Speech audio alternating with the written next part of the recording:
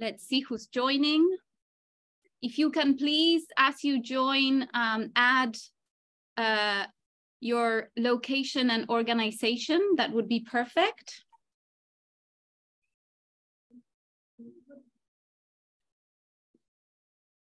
Welcome, everyone. It's nice to see a group of people coming from different places, different organizations. So thank you for joining. And as you know today, hi, Anna, welcome. Hi. So nice to see you. Hello, Soleil. Hello, Nicola. Nice to meet you. Hi, Federica. Hi, Anna. Very nice to see you today. Yes.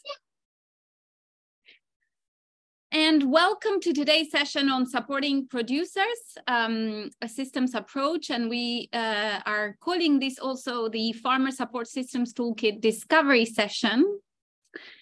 So we are here today. Please introduce yourselves if you can, as I said, on the chat, and add your organization and location on your Zoom name, if possible. We are going to, this session, as you know, is going to be for 2 hours. We're going to be together, and we are going to invite you to participate, to make it as interactive and engaging as possible. We want to hear from you and not just make it about a presentation that we do, and hopefully think together about not only how this toolkit can be relevant, but also how we can apply it to your day-to-day and to the work that you're already doing. This session is also an introductory session, so we will follow up with other sessions, and more than happy and welcome to connect with us after today if you want to learn more about this Farmer Support Systems Toolkit. But just taking a step back, in case you don't remember why you signed up for this session or why someone invited you to join, we are here today because as part of our UNDP FACS team support that we provide to FOLUR, we are working very specifically on how to support FOLUR country project teams, and obviously extending the invitation to other members of our digital community of practice to think about how we can think differently about farmer extension services and related challenges. And so these sessions today and tomorrow are part of a bigger effort on building capacity on how we understand, assess, and strengthen national farmer extension services using a more holistic, systems-based and participatory approach. So trying to bring that collaborative innovation lenses to farmer extension services. And today's session, well, basically we're going to hopefully collectively reflect on how we can work with farmer extension services challenges in a more holistic way. We're going to explore a particular tool, which is called the Farmer Support Systems Toolkit, and how to use it for those purposes. And I think most importantly, learn and connect with each other. So we strongly invite you and encourage you to keep your videos on to the extent that is possible for you, and also participate quite actively. And you will see that in the design of the session, we've incorporated elements that will require your participation, like the next one, which is the check-in in breakout groups. And at the end of the, well, during the second half of the session, we're going to have a role play. I'm conscious that I haven't introduced myself. So I'm Sole Riestra. I'm the Training and Learning Advisor for the Food and Agriculture Commodity Systems team at UNDP. And I'm here together with Nicola and Federica. Please, if you can introduce yourselves as well. Nicola is going to be facilitating this session today, and Federica will be supporting us throughout the session also. Nicola, over to you. Hi, everyone. Good morning, good afternoon. Also part of the Food and Agriculture Commodity Systems team at UNDP. I'm based in Brussels, Belgium. Fede, over to you. Thank you, Nico and Sole. Hello, everyone. I'm Federica, part of the UNDP FACS team, and today I'm joining from Spain. Over to you, Sole. Thank you, Nicola. Thank you, Federica. And yes, I forgot to mention I'm joining you from Hong Kong, actually. So close to many of the Asian colleagues here.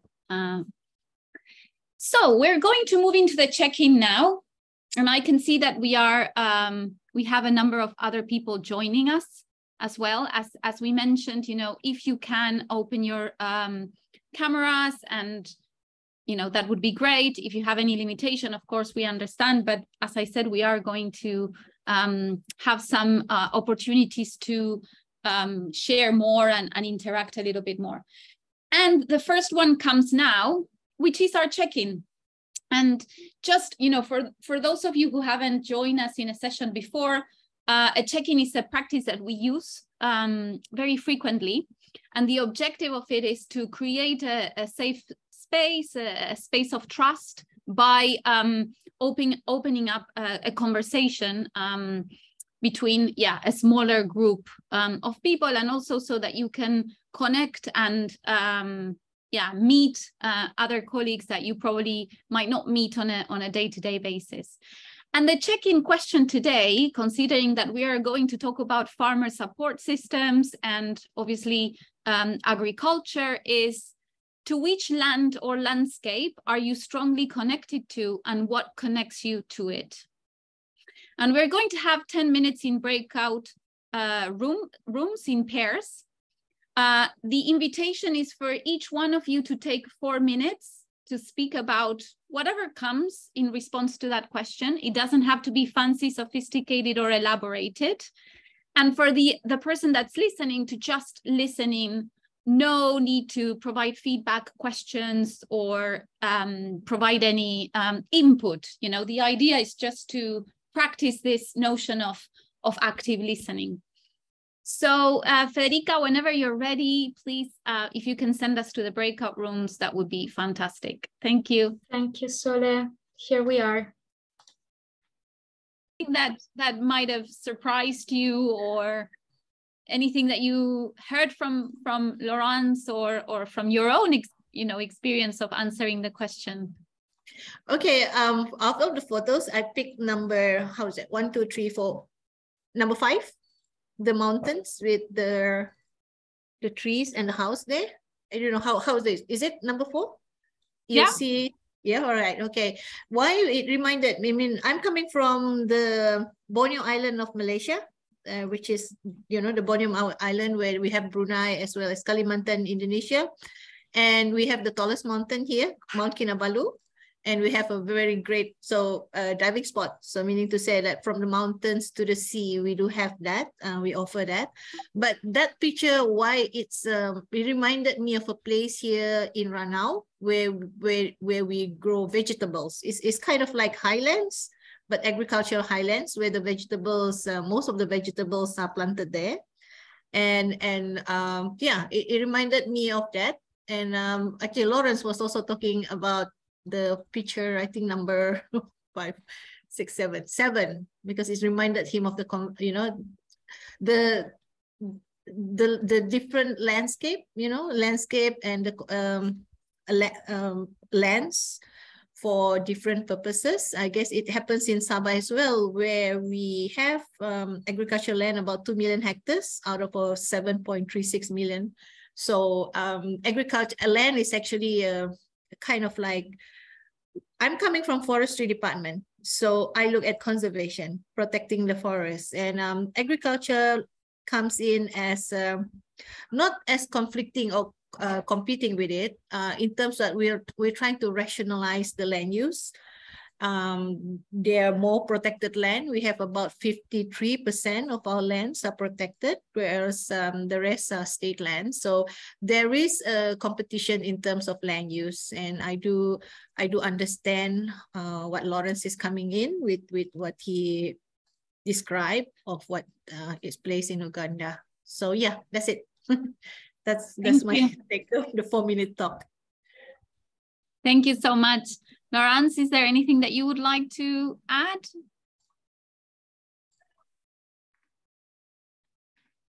Yes, thank you very much, Rosilla. Of course, I just wanted to add that when you look at community gardens like that, the intermix looks at us not having food security issues, because the road going through different types of crops means that you have different types of foods growing. Because I was actually telling Rosilla that in their country, they are growing a lot of palm oil. Here in Uganda, in Kalangala, where we are growing palm oil, they have a challenge of food, because so many people everywhere, especially smallholder farmers, when you talk of sources of income, they will rush for the money, and most times not look at the food as an issue. And sometimes either, yeah, they will still get the money, but they will still have a high cost of living, because the food prices will be high because of that kind of lifestyle. So that's what we talked about. Thank you. Thank you. Thank you so much for sharing. Anyone else would like to share before we move on? Sanola, would you like to share something? Hi, I can. Hi, everyone. This is my first proper meeting, so nice to meet you. I'm Sanola. I work on gender in manufacturing, agribusiness services, health and education at IFC. And I'm leading a team that's doing the gender work in agri, and just wanted to learn more about landscapes management and how all of this works together in terms of a practical application for operation. So I heard what Lawrence was saying. A lot of our work is also now looking at food security and gender and agriculture in terms of landscapes as well. So I hear you. I am from Jamaica, so I connected with the beach. It reminds me of home. I'm currently in Jordan, so I'm in the desert, but the beach always reminds me of home. I get this sense of calm from the beach, and in concern for lots of things that are happening to the ocean, sea level rise, trash and pollution, etc. So that's what I was thinking about when I saw the images. Obviously, I love the mountains, etc., but I'm definitely a beach girl. So nice to meet you all, and thanks. Thank you. Thank you so much. Apichaya, anything you would like to share before we move on? Yes, maybe a couple. First of all, the picture that you share, there's no people in it. So first thing that I share with my colleagues, Deborah, is that when I talk about my landscape, I often think about the people that I see in that landscape, which is I connect a lot with the mountains, which connected to the rice field, because we eat a lot of rice in Thailand. And we also, similar to colleagues, that when we see people in it, we see the landscape, we often come with the concerns, and that connect to the issue that we work. And I think on a daily basis, I often ask myself, like, even though I live a kilometer apart from the rice field, I still go to the supermarket to buy my rice to cook at home. So that's something that speaks to the problem that we face in Thailand right now. So that's it from me. Nice to meet everyone. I'm the youth project manager from UNDP, by the way. Thank you so much. So many insightful reflections coming. So thank you very much. Live, I can see you on screen. Thank you so much for joining. We will make you participate more throughout the entire session, but just wondering if you had anything to share about the check-in. Well, I was sharing with Sanola my dilemma, because on one side I connect strongly to the nature photographs, and particularly mountains and forests. But I've also been working many years in agriculture. So I also have a connection there, even though some of them are like, seem like industrialized agriculture. And I feel maybe a stronger connection to smallholder farming, but the kind of farming mixed use landscapes as well. So I didn't really know which photograph to choose, honestly. Yeah, thank you. And thank you, Christina, also for joining. Very nice to have you here. We will also invite you to participate throughout the session, sharing your extensive knowledge and insights on the topic. So excellent. Well, thank you very much. And, you know, if there's anything that you feel you would like to share and you haven't had the opportunity to do so, please use the chat, because I feel these are the kind of, fine details that connect us with one another, and that hopefully creates that trust as well to move forward in this session today. I'm going to pass it on to Nicola now to continue with the session, and I'm going to share the screen. So Nicola, over to you. Thanks, Sole, and welcome Pascal and James, who's just joining us. That was a beautiful check-in. I really like this this photo, and how do we connect at an individual level to a landscape. That made me think about two things. You know, one that we are discussing a lot at work at the moment is this narrative of separation, that we are different from nature. Well, actually, we are nature, and we are part of nature. And that's the first thing that came to mind when I was looking at those photos. And the second is also where, of course, our food is coming from. And a few days ago, we did an unusual mindful eating session at work, where we all had an orange that we had to peel and use all our senses to see, you know, from where it was coming and which tree, and going back to the land. And often we forget that when we eat about where food's coming from, etc. So I found that's what you check in made me think of, that narrative of separation and the importance of remembering where everything we eat is coming from. Next slide, yeah. So we're going to start with a quote, and Pascal just joined, so she can read the quote for us. Yes, thank you. So farming and its connection to the wider systems, and the quote is from Thomas Jefferson: "Agriculture is our wisest pursuit because it will in the end contribute most to real wealth, good morals, and happiness." So, thank you, Pascal, for sharing. So obviously, most of us here in the call know of farming and agriculture is obviously connected to the, you know, the social, environmental, and economic wider systems we are all part of. And farming and agriculture obviously is also deeply connected to the mission of our different organizations, you know, HCV, UNDP, UNEP, IFC, and all of us, you know, agriculture is key for the transformation we are looking at, and farmer support as well. Next slide. So you've seen some of those figures quite a lot, but it's always good to remind ourselves about them. So, you know, agriculture accounts for 70% of freshwater use. It's responsible for 8% of global deforestation, which is always, always amaze me about those numbers, or impactful agriculture is also on deforestation. The drivers linked to food production cause 70% of biodiversity loss. Agriculture accounts for 60% of the labor force and producing 25% of the GDP in low-income countries. And more than 2/3 of people surviving on less than $1 a day live and work in rural areas, either as smallholder farmers or agricultural laborers. And Pascal said that actually the latest numbers from FAO show 90% contribution to deforestation. Next slide. So, you know, as we face climate change and other environmental challenges, you know, many of which are derived from unsustainable agricultural practices, you know, such as we've seen, you know, deforestation, soil degradation or biodiversity loss.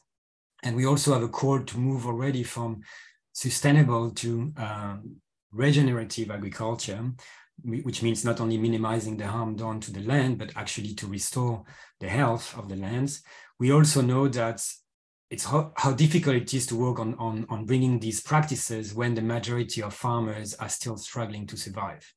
You know, you can see on the figure on the right that nearly 1 in 8 people experience chronic hunger, which is 870 million people worldwide. And of the 1.4 billion living in poverty, 1 billion live in rural areas, where the farming is the main source of subsistence. So, there's a kind of disconnect here with what we're trying to do and the reality that most farmers are facing. So, obviously these are just slides to remind ourselves about the importance of, farmer support and working on livelihoods. At UNDP, we have 6 signature solutions. One is on poverty.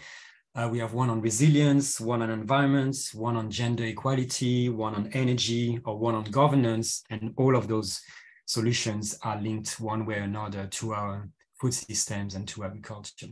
So the question we're asking ourselves, next slide, is how can we approach farmer support from a more holistic view, systemic view, and how we bring collaboration as a key organizing principles for thinking about farmer support, and how we see farmer support from a system perspective as everything is interconnected, not working in silos. And next slide. So very quickly on some of the history, if you are interested in the concept of farmer support system or extension, advisory services, as different people are calling it, there's been an evolution of the concepts over the past 40 or 50 years. There are many different definitions that are actually reflecting the different visions on how to achieve agriculture development and how farmers should be best supported.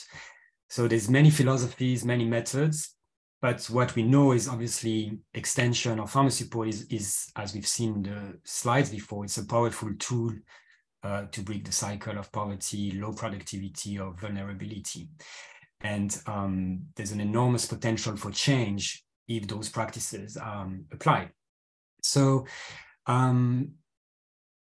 I'll give you a definition. So just, we are talking the same language about what's, farmer support or advisory services.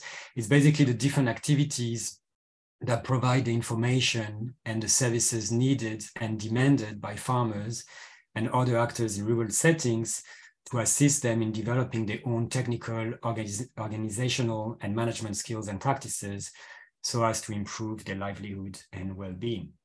So today's understanding of farmer support basically has gone through 4 key changes, as you will see in those slides. So the first one is that extension used to be delivered by governments, and now there is a much better recognition of the diversity of actors providing this advisory support to farmers. So we've been from a public advisory support system to a pluralistic system, and this is where collaboration comes in, and this is what we're going to talk about today.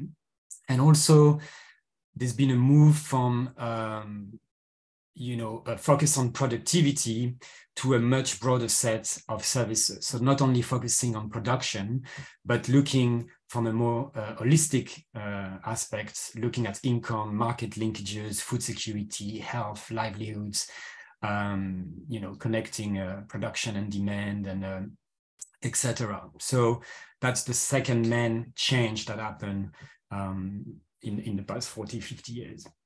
And so the third one has been about the technology transfer to going beyond training and education and using adult learning. So how do we evolve the way we provide training to farmers has changed quite radically also in the past 50 years. And then there's been a shift also from a linear approach to more system approach. in the past 40 years, and we're going to look a bit about that as well.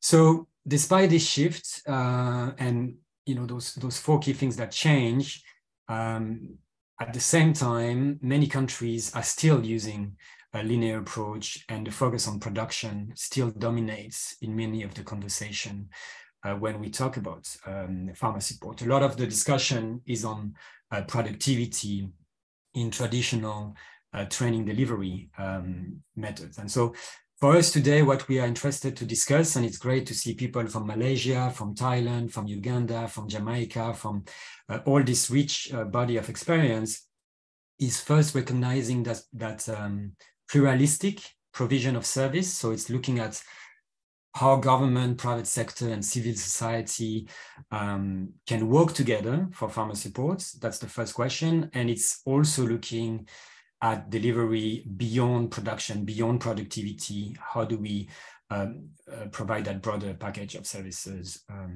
to farmers?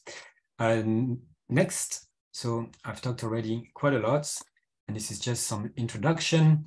So we're just going to do a quick Mentimeter, and maybe the link can be put in the chat by Federica. A Mentimeter, and there's a question for you: is how advanced do you think farmer extension services are in the landscape you are working with? So you can go to menti.com and use that code. So how advanced do you think farmer extension services are in the landscape you work in? There's no good or bad answer. Just put whatever comes to mind first. So menti.com, and I think Soleil is going to share at the same time what everybody thinks.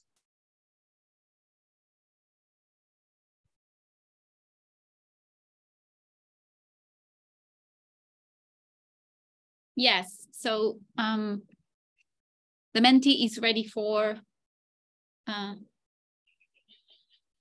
showing your answers.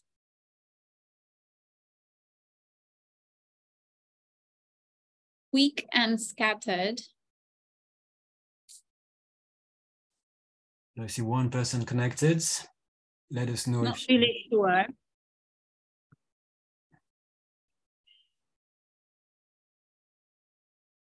Yeah, let us know if you don't know how to connect to Menti.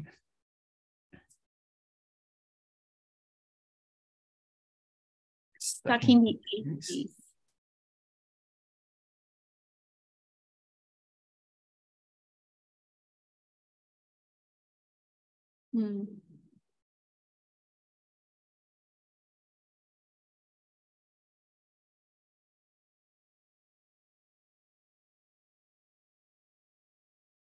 Invisible.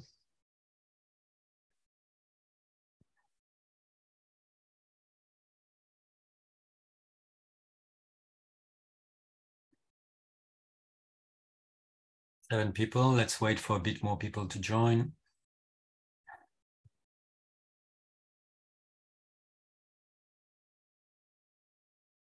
Most farmers not accessing it, still poor. Production inputs only, no strong collaborative structure among farmers, no emphasis on economy of scales. The private sector provides the majority of extension services.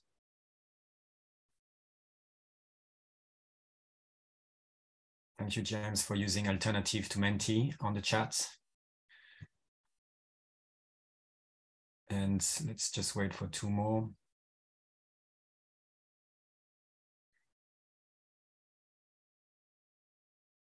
Yeah, so a lot of our experience is still very much, we're still very much struggling in many landscapes with providing support to farmers. And there's many reasons for that. And in some landscape, the private sector is very present. In some other places or countries, the public sector is still very much present. It depends on the commodities, on the farming system, etc.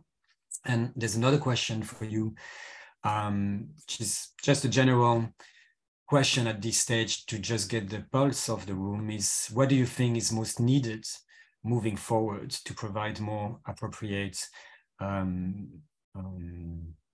support systems to farmers. So this is more just like a kind of initial plenary discussion about what do you think is needed moving forward. And to kickstart the conversation, I'm going to ask one of my colleagues live, but doesn't know I'm going to ask him this question. But live, you've been working quite a lot with farmer support systems over the past 20, 30 years. 15 years. So yeah, what's the first thing that comes to mind you think about what's needed moving forward to have, you know, to strengthen farmer support systems? Yep. Yeah, so I've actually been a part of setting up some of the first farmer support systems in Latin America in coffee. That's 18 years ago, just to be clear. I'm not that old either, Nico, but this was after the kind of the government systems. I think they are back to 60s and 70s probably. So when I started, there was not really a lot of government support. So we focused a lot on the kind of training the trainers and creating a capacity and understanding for what sustainability looks like on farms, particularly smallholder farms, in relation to certification. That was the certification movement, you know, which is strong back then. Private companies, typically trading companies, didn't do a thing, but gradually they took on some of that responsibility. And by now, I think every exporter and trader provides some kind of farmer services. Surely not enough, but some. And also you have, of course, NGOs providing projects funded by donors. That, and some countries you do have still some public services. So I would say all these exist, but they're not coordinated. And I would like to see a hybrid system. I don't think it is realistic for the private sector or the public sector alone to solve the problems. But if we can establish hybrid systems that are coordinated and every actor chips in and supports in different ways, then I think that's can go a long way. I'll stop there. Thank you, Lai, for sharing. Let me ask another colleague, Christina. You also work a lot on livelihoods and with farmers and communities and laborers. That is also, you know, wage workers, also very key when we think about livelihoods. What do you think is most needed to move forward from your perspective? I think as Leif was saying, that coordination, it still amazes me. It doesn't happen. Last week, I was in the Ivory Coast visiting coffee farmers, and many coffee farmers also grow cocoa, which is what, of course, Ivory Coast is better known for. And so they'd have one actor coming to say, we're going to help you improve your coffee production. This is how you do it in coffee. And then a few weeks later, no, we're going to come now, and another group will come and show you how to do it in cocoa. And then, you know, a few weeks later, somebody else would come and say, you know, where are the women here? Let's try and do something for women. So it's very piecemeal, and, you know, the poor producers and their, you know, her or his family are just constantly receiving possibly conflicting messages, different messages. This is my farm, this is my house, this is my community. So how do we approach it in more of a holistic way as opposed to this piecemeal way? The other point, of course, is as James put in the chat, there is a lot being provided where farmers, producers are supplying into international value chains. But of course, we're also working with agriculture for national food or own food consumption and production, which don't go into international value chains and don't have the international private sector there. So they're dependent on either NGO provision or government provision. So again, how do we make a good quality service accessible for them? I think just a couple of other points that I've noticed over the years. One is it's an often overlooked fact, but access to information, well, it's actually a right to information is overlooked quite a lot. And I remember working in India where one piece of work was just making the farmers aware of what does exist that they can access and have a right to access. So in this case, government support services for, in the case of unfortunate weather events that they could be claiming back compensation or insurance. Nobody knew that, so nobody was accessing it. So how do we make that more available was the one point I wanted to make, and I've forgotten the second one, so I'll stop there. Thank you, Christina. And does anyone wants to share a successful example or case study they've been part of in terms of farmer support or extension services? Does anyone has an example of when that support was provided efficiently and impact, etc.? Either private sector or government or civil society.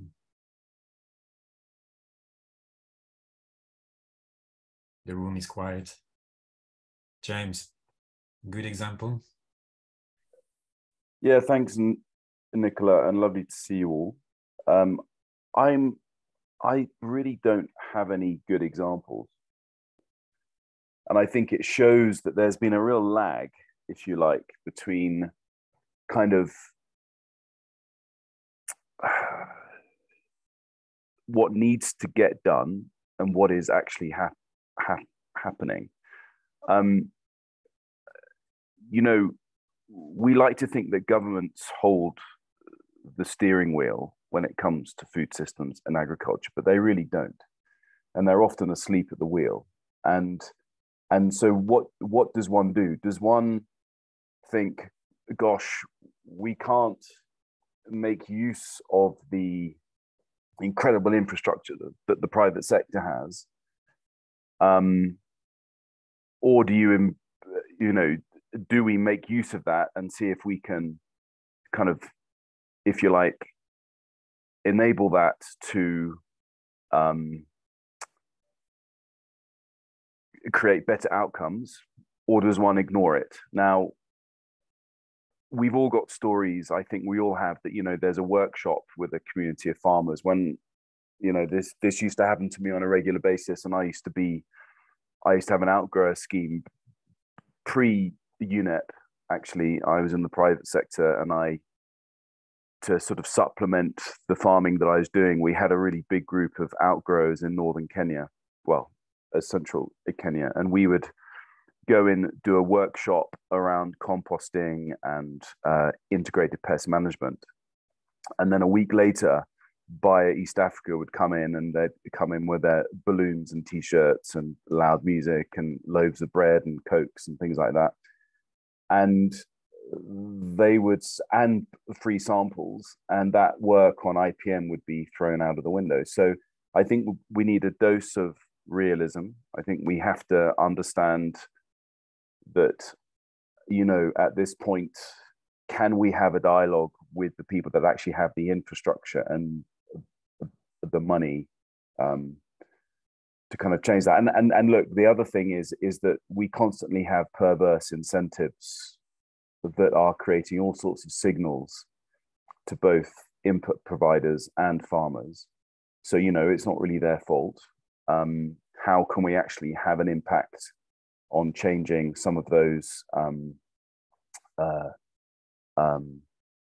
incentives, if you like, those incentive mechanisms, whether they be subsidies on fuel for pumps, subsidies on inputs, etc. Thanks. Thanks, James. Anybody wants to share their experience as well, or what's needed moving forwards? Yes, Uchi, is that how you pronounce? Yes, good morning. Good morning. I'm Uchi. Hi, Uchi. Yes. For me, I'm coming from Africa, Nigeria, where agriculture itself is neglected because government find it very difficult to channel inputs to agriculture, which is the backbone of the economy, because about 70% of the population depend on agriculture, as you have given lectures.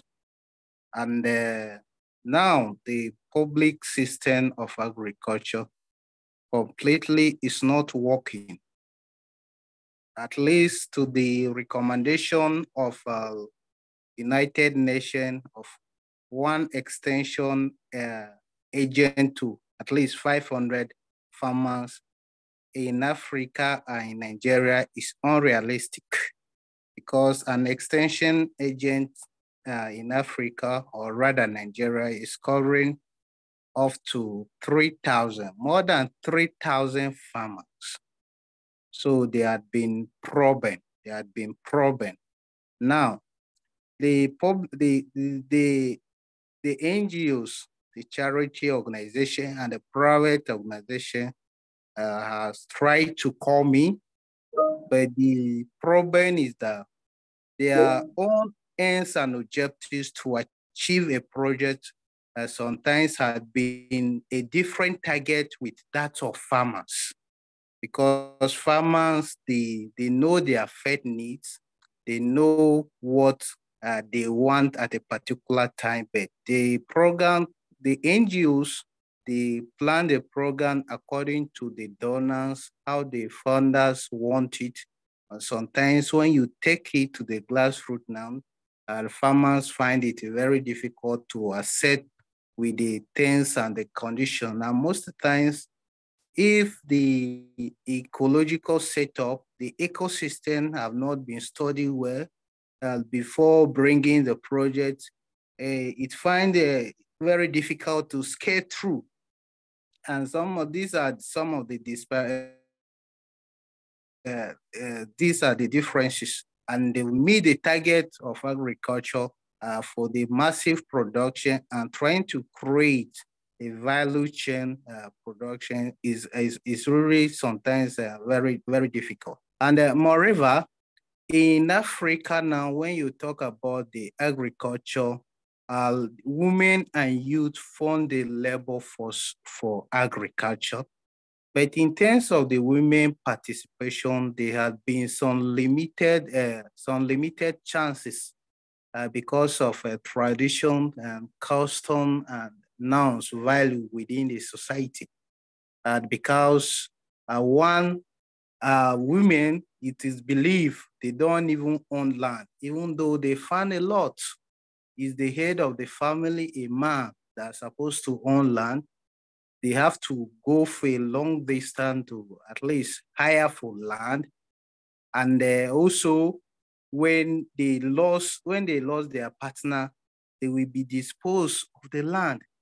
So some of these things are really very difficult, yes, and it has to be addressed within the stakeholder and the policy making, and it will be good. Then the solution to it is that in trying to create a market access through the value chain of such commodities, cooperative societies helps a lot. Because when an individual cannot gain more force in trying to channel what she or he wants, but if we come together to achieve a particular goal now, the cooperatives are being registered with government, they are being recognized by the government. So it helps a lot when they come together, even to create a commodity value chain.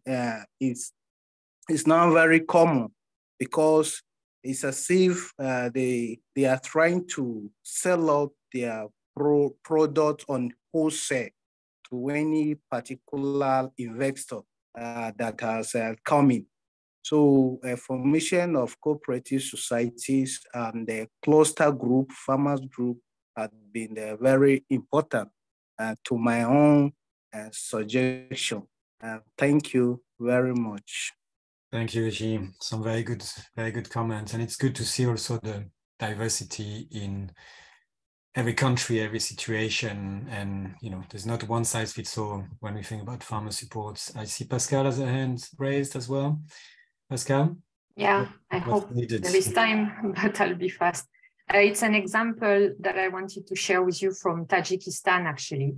An example of extension service provision through the private sector, but not the usual suspect, not, the large private sector and their supply chain, but rather, more micro and small enterprises It's a model that has been created called the Technical Assistance Groups. And it's a model that actually has been developed by GIZ. And so we used it in Tajikistan, and the model implies an agronomist working with some junior extension service agents. So they don't need to know all the things that the agronomist knows. So there's one person and he has maybe like 10 persons below him that are scouts that go to the farmers. So it's low cost at the end of the day, and it is something that the farmers can pay. So it's a paid for service. But, you know, of course, in cash crops, it works. In non-cash crops, probably it wouldn't work that well for farmers to be willing to pay. But in cotton and also dried fruits in Tajikistan, which are cash crops, it worked very, very well.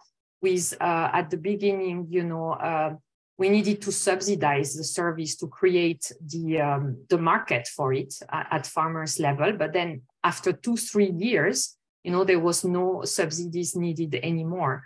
The farmers saw the value of that model. It was low cost enough for them to afford.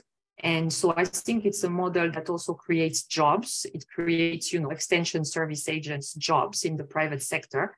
And so it's a replicable model for cash crops. So thank you. Take a last comment. It's glad to see you all have great ideas about what's needed moving forward. Lawrence, tell us, what do you think is needed? Yeah, thank you. So I'll just take a quick one. Of course, you see, for us here in Uganda, you'll find it mostly working in cash crops. Let's say rice, where you'll find a rice production company, like for example in Eastern Uganda, and then it will work with its outgrowers, and then you find that these outgrowers are given responsible extension workers to work with them, as well as in coffee, still within the Mountain Golden region. But it is just because they are interested in maintaining the quality and ensuring that these people that they are working with, as well as in southwestern Uganda for the tea factory and outgrower systems. In such areas, it works because the producer or the person buying from these farmers is interested in managing the crop in terms of the quality, the way it's looked after, and in terms of getting it all so that it's not sold to any other buyers. So that's where you'd find extension workers a bit of practical and working and ensuring that everything goes well.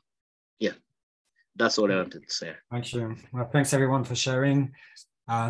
It also reminded me, the conversation, my first job actually, 25 years ago, was in Brazil, and my first job was in a successful extension services, and I think only my first job was. Then after I went into bad models, but my first job was in Brazil, and I was working in the south of Brazil for an agriculture cooperative, and the agriculture cooperative was so successful in terms of its business model that it has its own research center.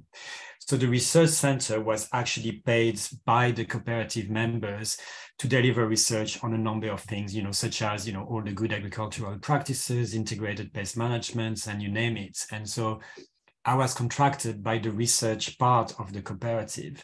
And so that was a, you know, very interesting model, because obviously it was completely demand driven by the farmers voice. I mean, they were in the driving seat, you know, as a successful producer organization.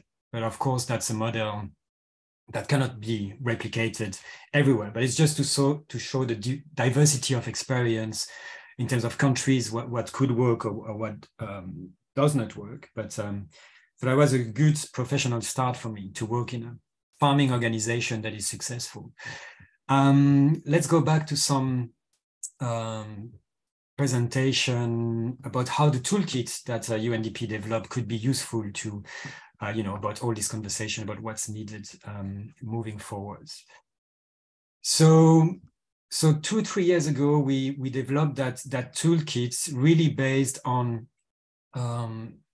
those conversations that we had in the different countries we were supporting with the different country office we were working with in Africa, in Asia, or Latin America, the diagnostic about those examples that you gave, about what's not going well, there's not enough financing, there's no business model, there's no collaboration, there's a lot of overlaps, gender perspective is not taken into account, the farmers are not involved in developing the strategies, or it's just focusing on production, et cetera, et cetera. So the key idea was to develop guidance to practitioners from government, civil society, and business about how to assess and how to strengthen their national or subnational support systems, And so the two key things that we zoomed in is like the importance of multi-stakeholder collaboration.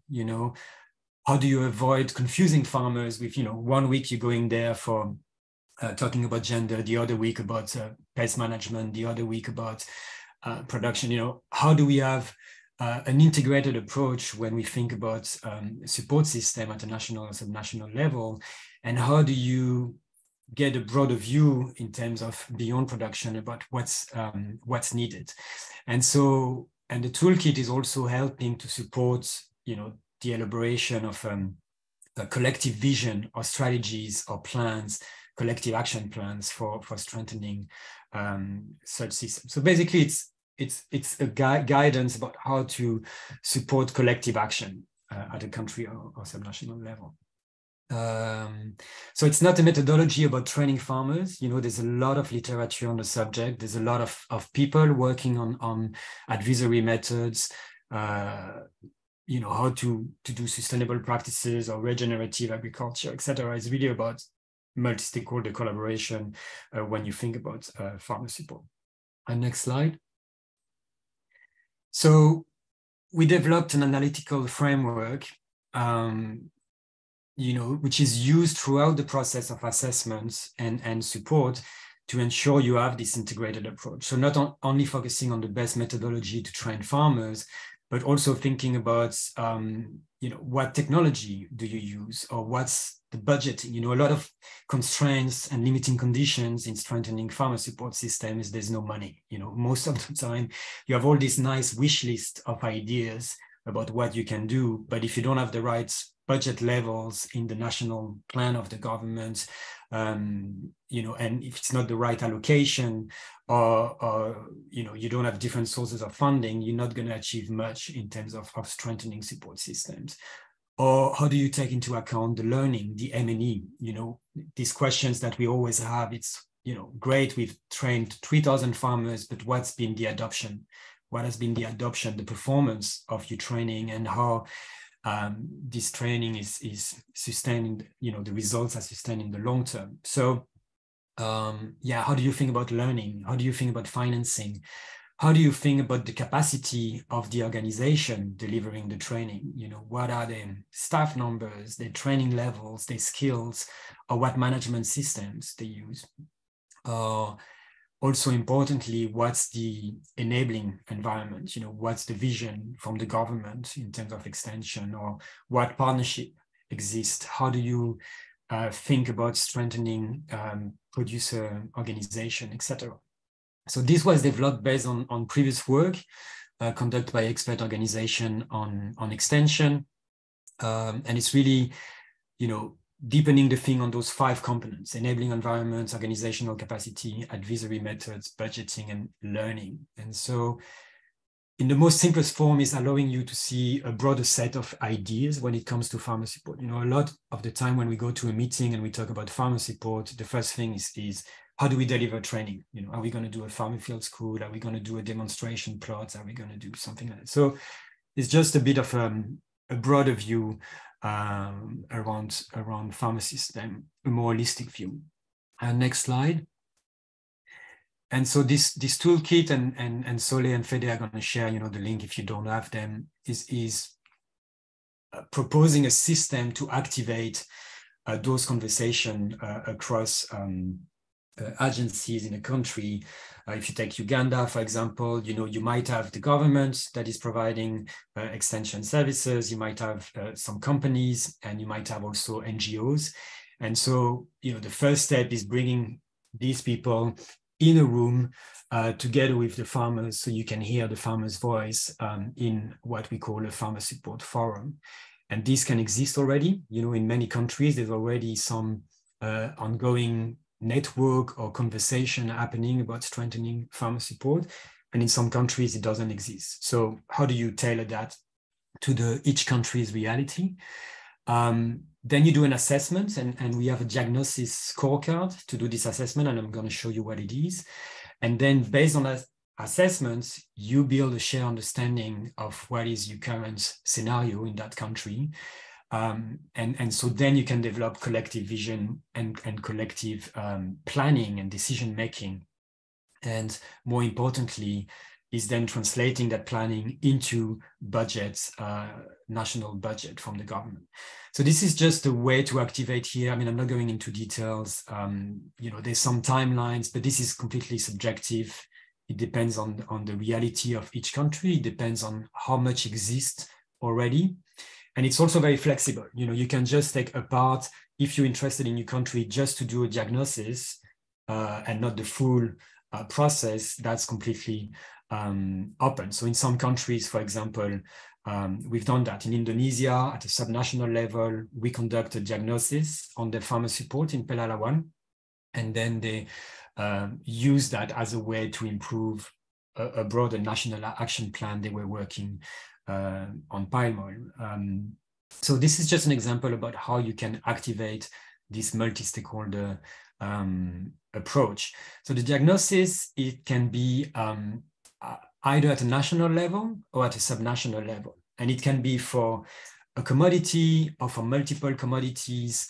You can use that to just look at cocoa or coffee, or you can look using this approach, this methodology for an entire national extension system. So if you look at the next slide, for example, it shows a bit how the diagnosis works. So there's a scorecard with multiple questions. And again, this is flexible. If you're interested in using that in your own country or in your own project or initiative, you can also adapt the questions, that are most relevant to your country, or you can add a component, or, to make it even more holistic and more systemic. So it's more about a methodology, or you bring people together in a room to think holistically. So for example, here, if you look at the enabling environment, the scorecard will ask you specific question on the enabling environment. So for example, is there a vision for a national or subnational extension services, non-limited, satisfactory or good? And so the idea is that you in a forum with the government, private sector, farmers and civil society, and you start asking those questions with a facilitator, and you will have very different views on what it is. And so the idea of the diagnosis scorecard is you can reach that shared understanding about where we are, or what's the level of buying into that vision. Are the farmers being involved into defining what should be the national extension system, or they haven't been involved? And if you put the next slide, you will see that, for example, on the level of buying, for example, maybe the Ministry of Agriculture thinks that buying is very high because they actually developed the document, they developed the strategy, but the private sector in the room thinks that, they don't fully support that vision. That vision is not aligned with what they're thinking about what's the best approach to train farmers. But so, there's a conversation, and overall the group agree that the level of buying is limited. And so then the group can then discuss, what do we recommend for strengthening? Well, maybe we need a new visions that needs to be developed as part of the next medium-term development planning that is more taking into account the voice of the farmers. So this is just to show you some examples, but for each of the components of the analytical framework, you could have a similar conversation about financing, about budgeting. And often our experience is that there's no space to have that joint discussion that is truly multi-stakeholder. It's more about a project developed training material, they go and train the farmer. So that's a bit the idea of the diagnosis. Next slide. And once you have that shared understanding, yes, the vision is limited, or this is how we can improve, etc., then you can move into a collective visioning or collective planning. Here, for example, that's more on the content of the training, okay, maybe we need to update the existing national curricula to train farmers so that it's focusing on sustainability. Okay, who's going to do that? The commodity board. Who's going to support? What's your baseline? Well, we have an outdated curricula that is 5 years old and is not relevant anymore. The target, a new curriculum. We're going to do it in 1 year. It's going to cost us 75,000, and it's going to be funded by the commodity board and external donors. So for each of these elements, when you have the diagnosis, then you can move into planning. So obviously, this is an ideal scenario for those of you practitioners who've been in those forums and in those meetings. You know how challenging it is to reach such a stage. There's a lot of conflicting interest, low level of trust, etc. So I'll stop here as a very quick introduction. I don't know, Soleil, if we have time for question at this stage, or we will do that into the exercise. Yeah, back to you, Soleil, on where we are in the process.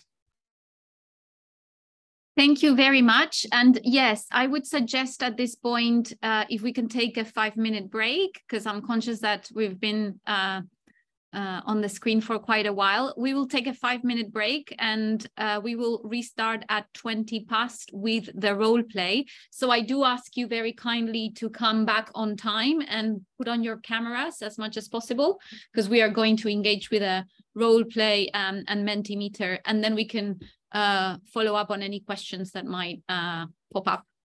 So yeah, 5 minutes break, and see you back on 20 past. Thank you.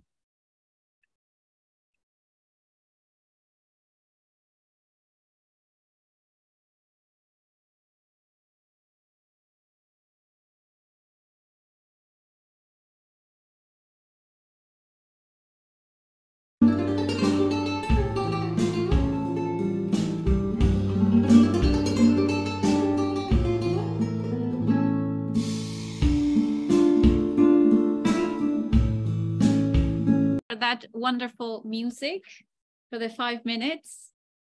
Yeah, made me feel quite relaxed. So yeah, so we're entering the last part of the session, and just to see whether you're with us or not, I want to ask you a quick question. How many sticks do you see? Or better said, how many sticks are there? You can put it on the chat if you want.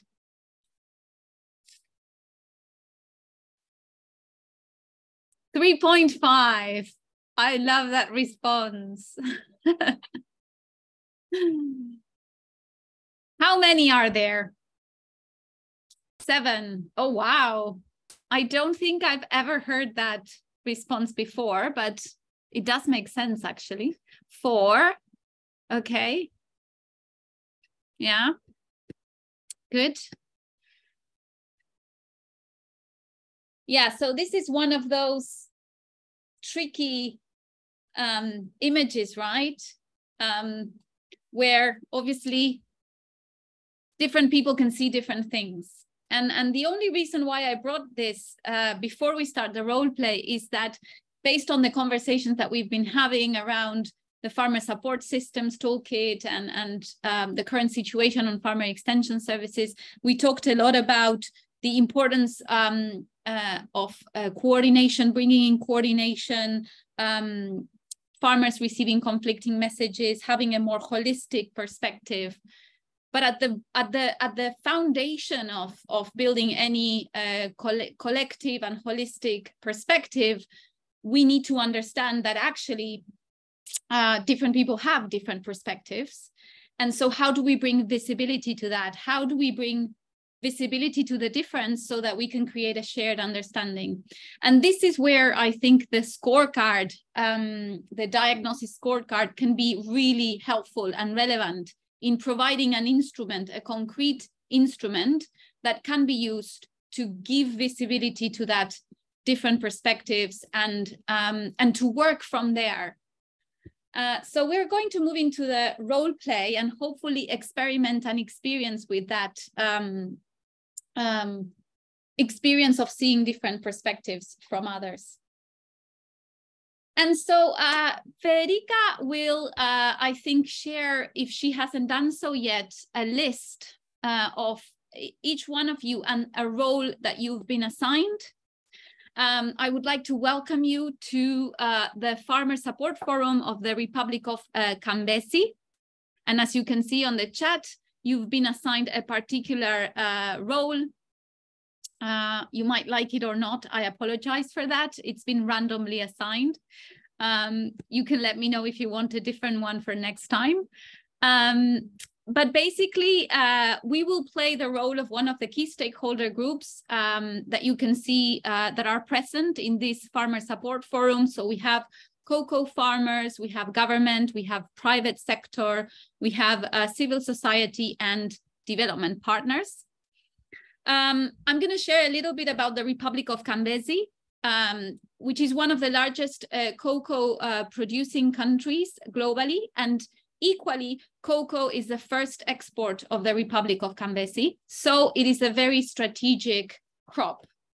And our focus today as a collective is on sustainable cocoa production, climate change adaptation, and deforestation. So that those are the key themes that we are going to work on. Oh, sorry, you can't. Yeah, thank you, Nicola. There you go. Now it's a better, yeah, thank you. So we're going to work on those three themes: sustainable cocoa production, climate change adaptation, and deforestation, especially because cocoa has been recently under the spotlight as a main driver of deforestation in the Republic of Kambesi. So we're aiming at working through these three key themes. And in the Republic of Kambesi, there are three farmer extension services providers. There's the National Cocoa Commodity Board, that's from the government. Then there's the cocoa companies, so the private sector, and we've got the NGOs that are funded by donor projects. And they all have different priorities, different strengths, and different weaknesses, and we're going to go through them in a minute.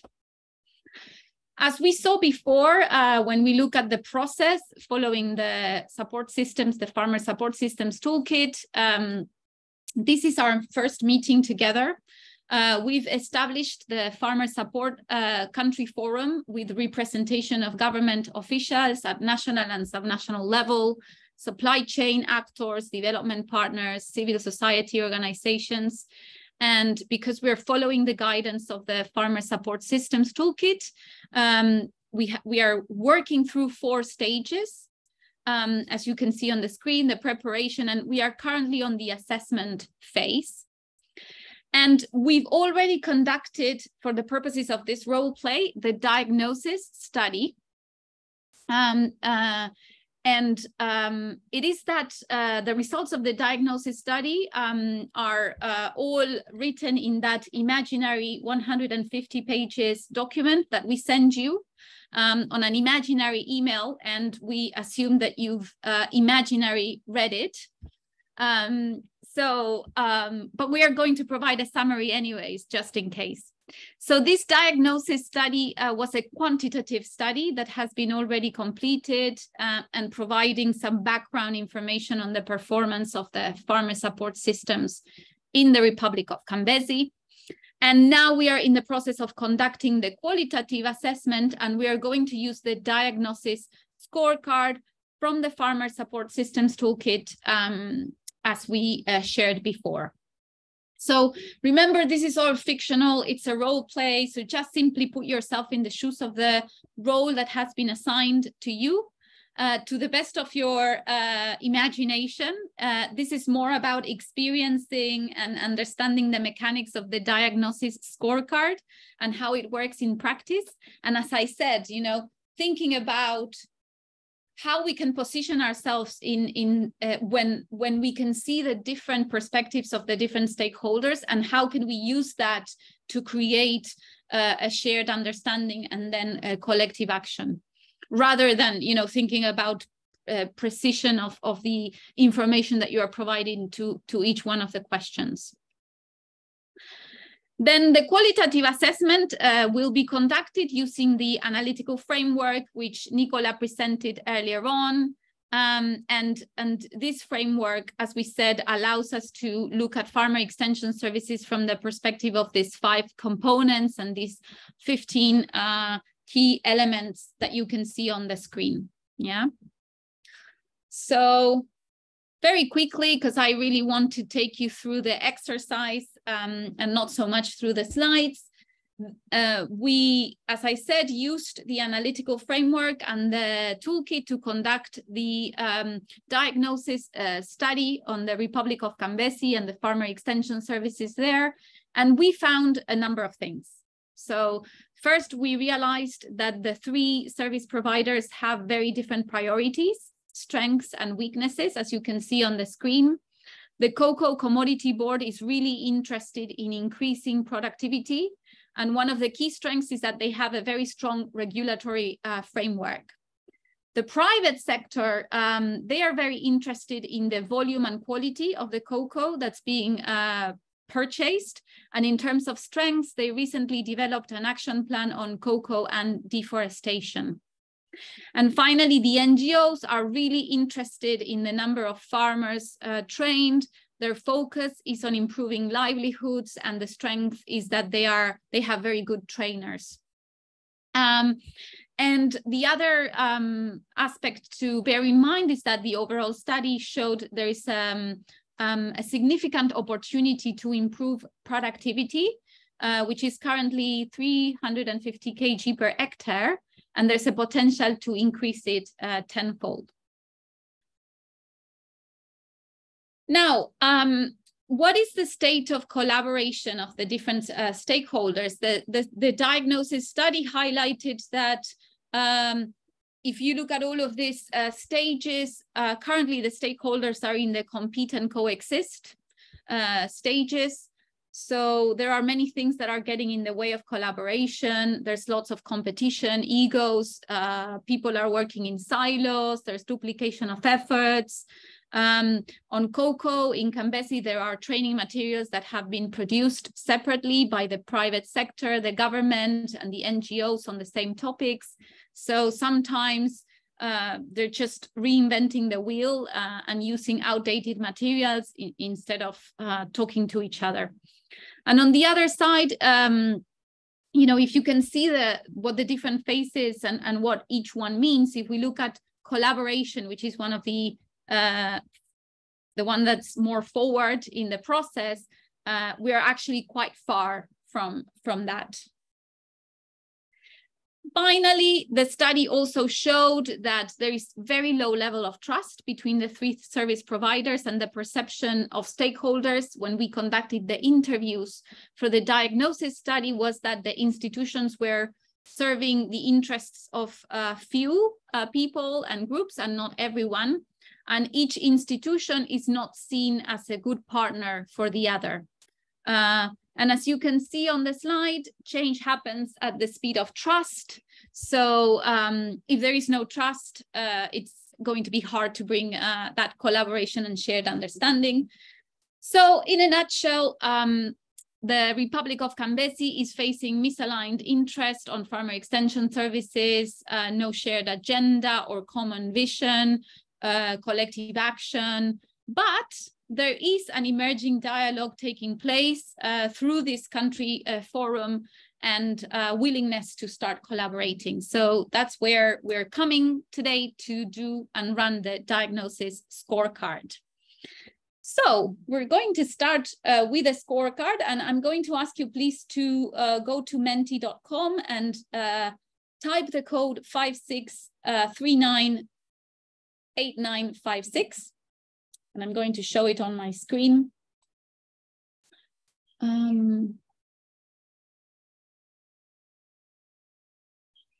So first of all, please, indicate on Menti which type of organization you are representing so that we have that baseline. And do let us know if you're having any trouble.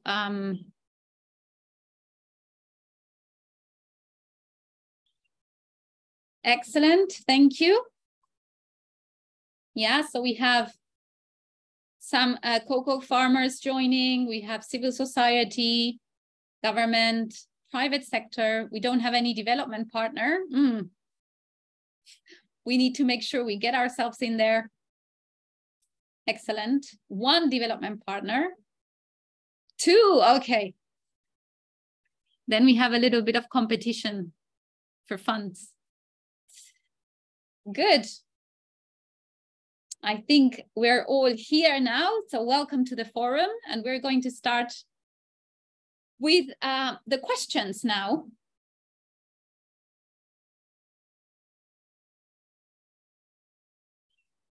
And the first question is on the enabling environment component. So what is the level of shared vision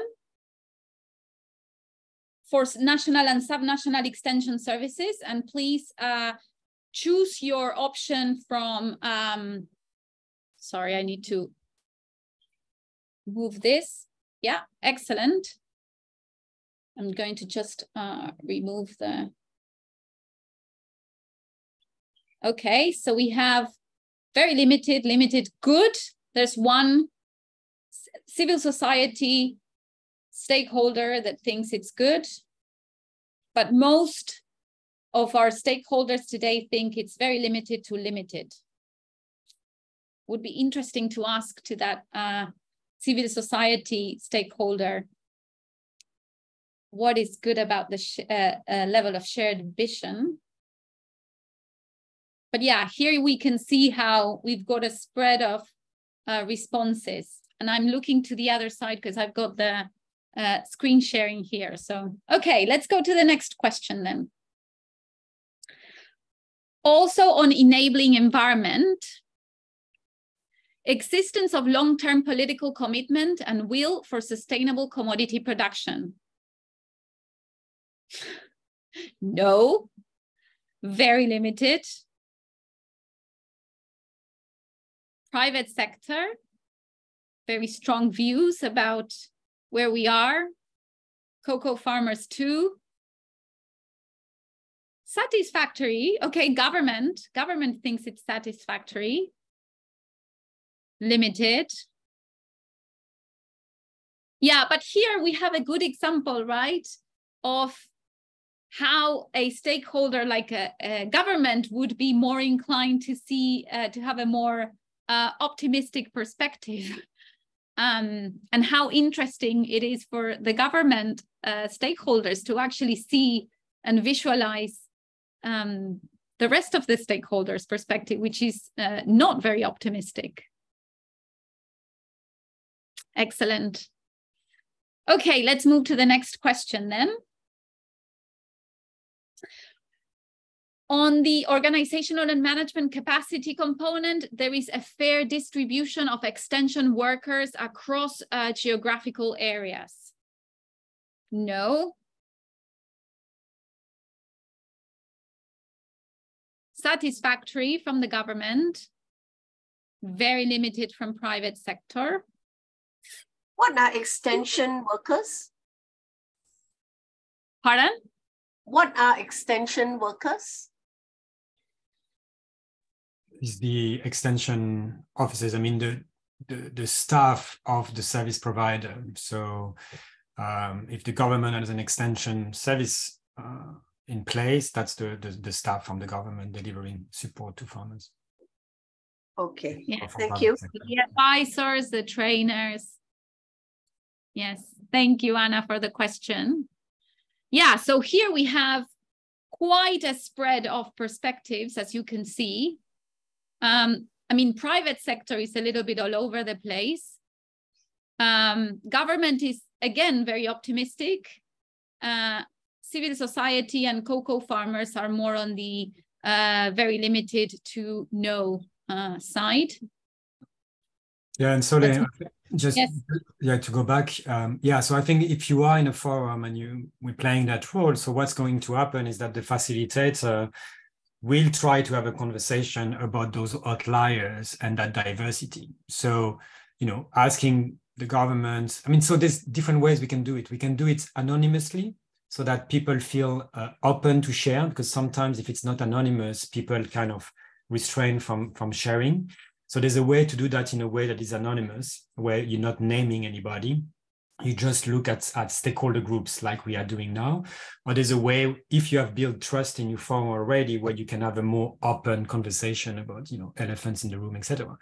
So here, you can ask the private sector that there is actually a diversity of view where someone has a very extensive coverage in the country, while another private sector actor has a very limited coverage. And so what is that difference? And you have a conversation as a group about how do you manage to have a broader distribution of workers compared to your competitor or your colleague from the private sector. While the government has in place a system that they think the number they have is good, but civil society working with farmers on the ground never see the government coming to their farm. So there's a debate, there's a conversation, and the role of the facilitator is to find where the group is on average. So you can say, there is outliers, but on average, as a group, we think it's still limited or very limited. Are we all comfortable with that? Yes, no. And then you go into how we can strengthen that. Sorry, I went into a bit more details. Yeah. No, that's perfect. Thank you. And the other thing worth saying is that obviously we're doing it digitally now, but this doesn't necessarily have to be digitally.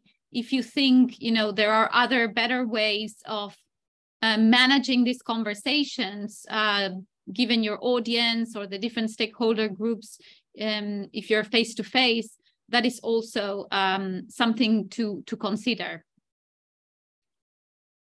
So let's do one more, because I'm conscious of time, but I think you already get the gist of it.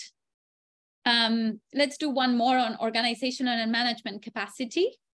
There is an adequate reach of women commodity farmers.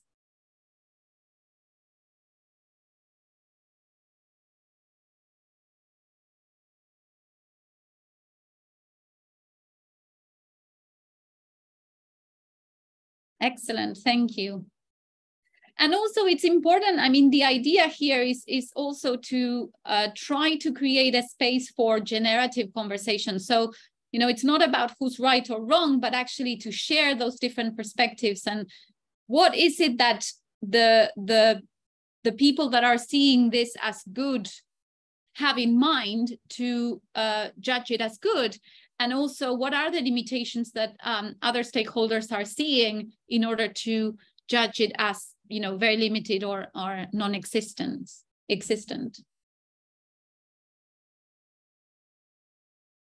Let's do one more and then we're over.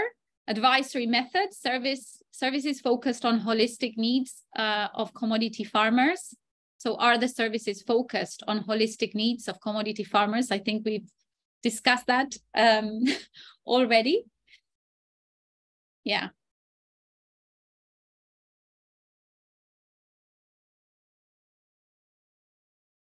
Excellent. So there's also another perspective to see here, which is not only what separates us as different stakeholders, but also what unites us. And this is quite an interesting question because we have 4 stakeholder groups sharing the perspective that it's very limited, that it's limited. And that is also something to think about and to leverage as facilitators. How do we not only talk about the differences, but also highlight how there might be already a shared understanding on certain aspects of the reality of what's going on. So anyways, I'm going to stop the exercise here and just quickly touch base with you all and see, where are you at? How do you see this being used or implemented? How can it be helpful?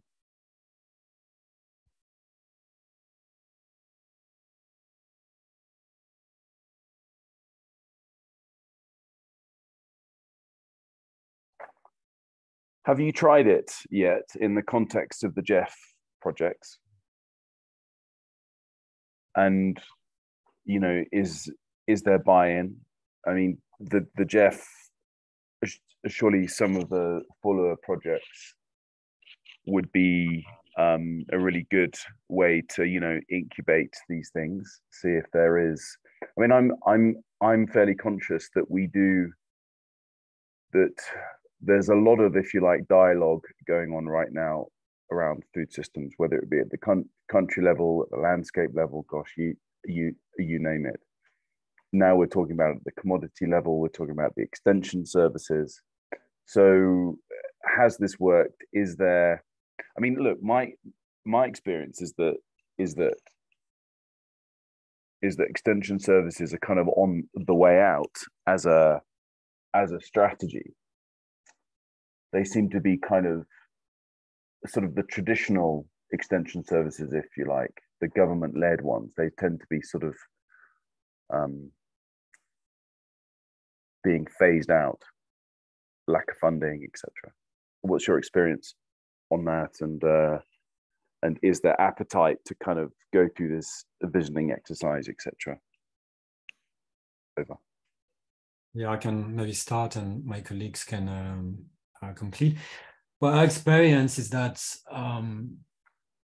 maybe the government extension, as you know, this traditional way of delivering support system is phasing out, but extension in that pluralistic view is not phasing out. You know, as soon as we going into how can we support farmers, you know, it comes back to a very traditional conversation around training, around certification, about good agricultural practices. And if you look at all the new narrative now on regenerative agriculture, it's still about practices, like how do you gonna have more sustainable or regenerative practices, and the way to bring them to farmers is through training, through adoption, etc. So the model is evolving. I think that's very true. But in most countries we're working with, when we have the conversation, very technical conversation about how you're gonna actually adopt those practices, you come back to a conversation around training, and as you rightly said, funding, you know, and the first thing is we don't have money, you know, or we don't have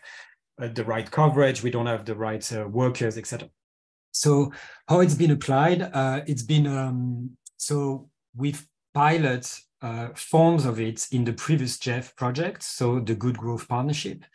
And now we're trying to bring it to the new Jeff project, the FOLUR, which is 27 countries, where some countries, with the experience of the Good Growth Partnership, we put that into the funding proposal in the document of the new Jeff cycle to be sure that there is enough funding. So I think we're in a space now where we have more resources and opportunity to do it.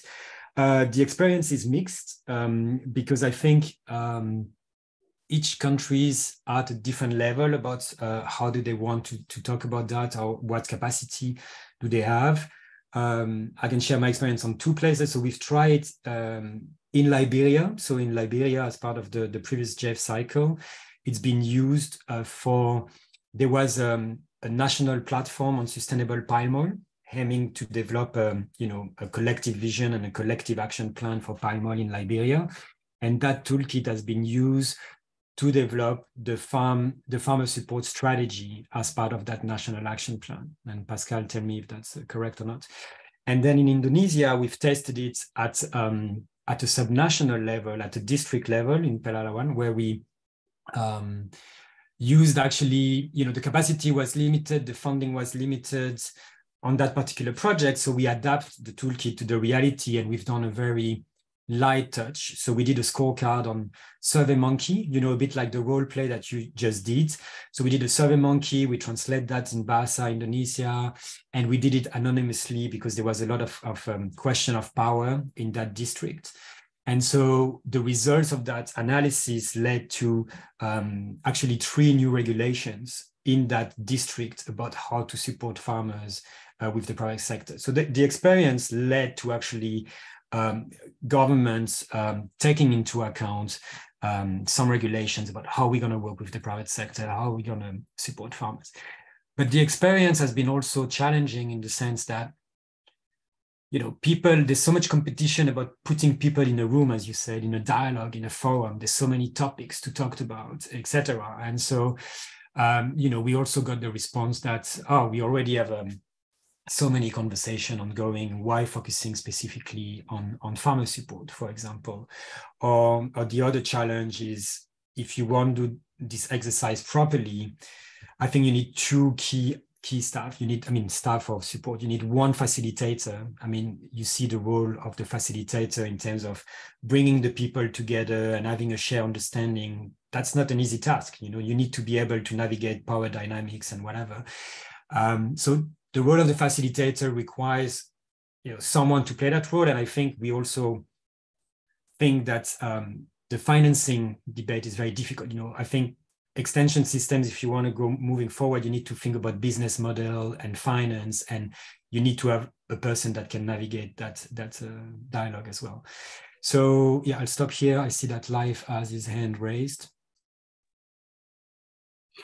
Yeah, it's about the kind of selling this tool. I think for the public sector in particular, you know, it's challenging to get raise the interest of kind of old school, what's seen as old school agriculturally focused support systems.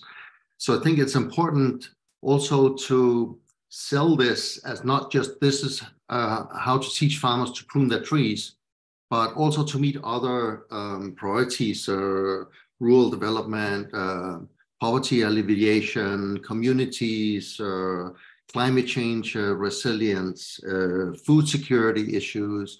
Everything can be addressed through these farmer support systems. And so it's about connecting what's really the government's priorities for the public sector, of course. And you replied that Life, you did you do it in Peru or Paraguay? I don't remember. Or with mixed experience? No, okay, not yet. Okay. Thank you, James, for the question. Any other feedback or how useful it can be or cannot be, of course. Christina, would you like to share more? I think you made a very interesting point around, yeah, what's the boundary, right? How far do we go in terms of asking the right questions and supporting government and stakeholders in that sense? I think Life captured it very well, actually, in the comment he just made. But again, I'm thinking of recent experiences in the coffee sector in Colombia, where again, we you know, project or particular program was looking at extension services with a very strong National Coffee Institute, sort of quasi-government, obviously a lot of private sector involved. And it's, you know, that going in with the assumption of what we need is to increase productivity, as we did in our case study just now. And so if we increase productivity and prices are good, then we're going to have a great coffee system and everybody's going to be happy and it's going to be amazing. And then you actually start asking some of the young farmers, remember in many countries, farmers are aging. So you start asking that broader group within the community. So is that what you want then? Is that going to make you want to stay and be a farmer? No, it's not. So what are we looking at? How to increase productivity? Are we looking at resilient food systems and what system is needed to support a resilient food system? And when we look at that, as Life is just saying, there are other issues that come into it. And of course, we don't want to sort of massively confuse everything and how do we achieve all the SDGs and so on, because that goes into a different domain. But just when we're asking the questions, don't go in with a predetermined assumption of what's needed and try to have that future visioning a little bit.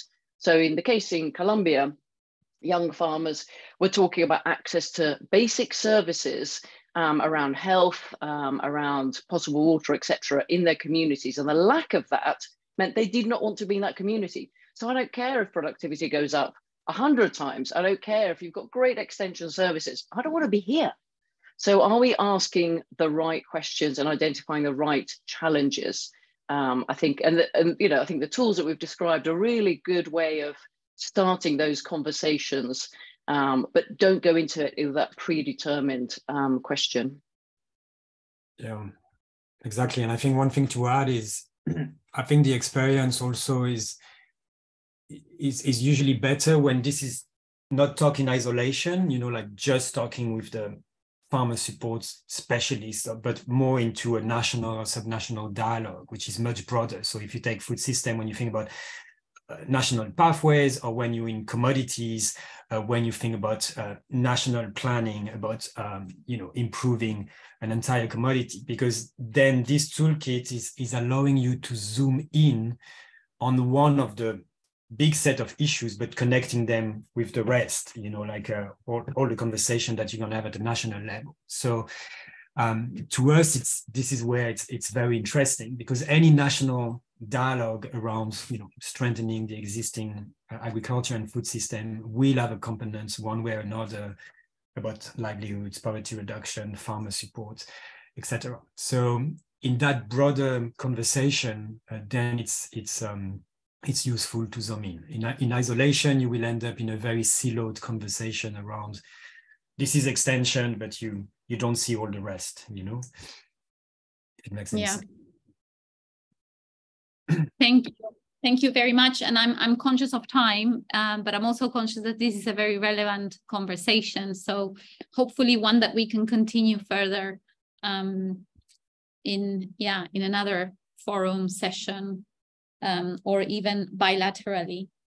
I'm just going to share one final thing to wrap up.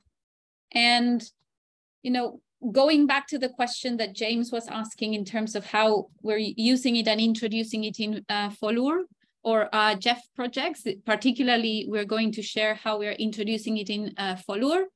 And what we've done together with other colleagues from the team who are not today here, but we've conducted this exercise where we've looked at the country project documents, and we've done a desk research to map the challenges, the farmer extension services challenges that were identified as part of these FOLUR country project documents. And we've identified some patterns and mapped them against the analytical framework. Again, you know, the analytical framework is just one way of trying to bring that holistic systems perspective. There are many other ways as well, and, you know, many things that might have been left out or not even mentioned in the project document. So the idea is, you know, how do we take this further? How do we continue developing this work?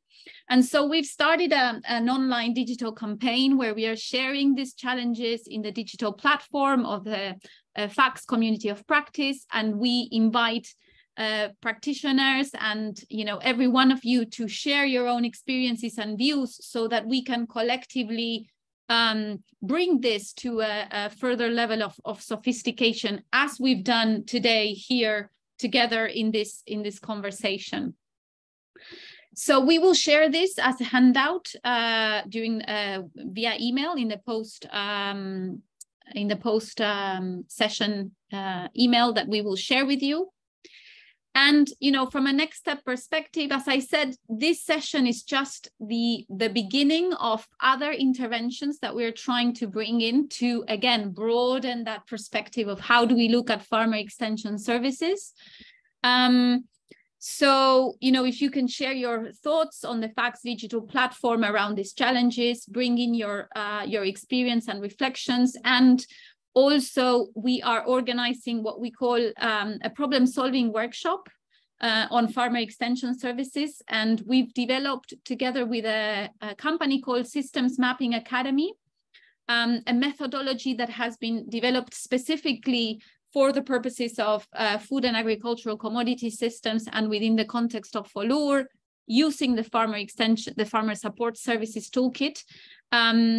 Yeah, we've developed this methodology to try to create that capacity of thinking about farmer extension services differently. So the invite to that session will be shared shortly. Just bear it in mind, because it would be great to have you joining us and get your inputs and reflections and experience into into these.